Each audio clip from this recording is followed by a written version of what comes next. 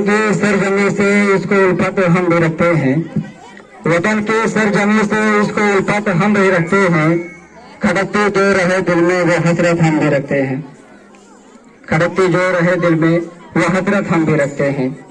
आज यहाँ मौजूद सभी लोगों को मैं 26 जनवरी व गणतंत्र दिवस की ढेर सारी मुबारकबाद पेश करता हूँ। गणतंत्र दिवस क्या है और क्यों मनाया जाता है, आइए जानते हैं। हमें पता है कि हमारा देश 15 अगस्त 1947 को आजाद हुआ था, लेकिन ये देश पूर्ण रूप से आजाद नहीं हुआ था, क्योंकि एक देश तब आजाद होता है जब उस देश का अपना कोई कानून हो, संविधान हो। 26 जनवरी सन 1950 को हमारा देश का नया संविधान लागू हुआ और इस देश के लोगों को एक सौगात मिली गणतंत्र की, लोकतंत्र की, प्रजातंत्र की।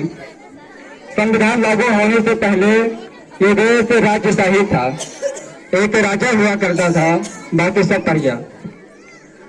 प्रजा को राजा के दिए गए आदेशों को हर हाल में मानना पड़ता था, चाहे वो सही हो या गलत हो। लेकिन जब इस देश का संविधान लागू हुआ और ये देश लोकतांत्रिक और प्रजातांत्रिक देश बना, उसके बाद राजा को प्रजा की हर बातों को मानना पड़ता है। अगर कोई नहीं भी मानता है तो ये जनता 5 साल बाद उसे कहीं का नहीं छोड़ती है।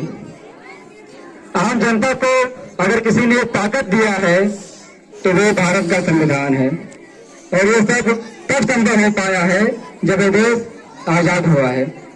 ये आजादी हमें विरासत में नहीं मिली है, इस आजादी के लिए बहुत सारे लोगों ने अपनी जान की कुर्बानियां दी हैं, तब हमें इस नारा भी देखने को मिला है।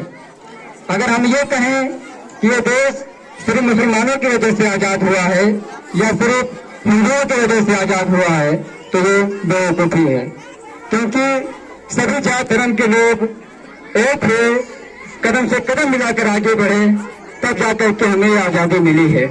इसीलिए हम ये कह सकते हैं कि न तेरा है न मेरा है, न तेरा है न मेरा है, ये हिंदुस्तान सबका है। न तेरा है न मेरा है, ये हिंदुस्तान सबका है। नहीं समझी गई ये बात तो नुकसान सबका है। और जो नदियाँ मिल गई इसमें वो दिखलाई नहीं देती, जो नदियाँ मिल गई इसमें वो दिखलाई नहीं देती, महासागर बनाने में मगर एहसान सबका है, महासागर बनाने में मगर एहसान सबका है। यहाँ एक शख्स के बारे में जरूर बात करेंगे, जिनका नाम था बहादुर शाह जफर। उनकी कुर्बानी बहुत बड़ी थी, लेकिन हम आज उन्हें भूल गए हैं। आज हम बात करेंगे मुगलों के आखिरी शासक बहादुर शाह जफर के बारे में। 1857 की क्रांति में अंग्रेजों के द्वारा उन्हें बंदी बना लिया गया था और हिंदुस्तान से बाहर करके उन्हें बंद कर दिया गया था, और उनके ऊपर बहुत सताया गया, उन्हें बहुत ज्यादा परेशान किया गया कि वो आजादी के संग्राम से पीछे हट जाएं। लेकिन उनसे इस देश की मोहब्बत ऐसी थी कि उनके मोहब्बत को वो तोड़ ना सके, और जब उन्हें भूख लगी तो अंग्रेजों ने खाने की जगह उन्हें खाना ला करके पेश किया गया, उन्हें दिया गया, और वो कपड़े से ढका हुआ था। जब उन्होंने कपड़ा खोल करके देखा तो उनके दोनों पेटों के कटे हुए सर उस कपड़े में परोस करके उन्हें खाने के लिए दिया गया था।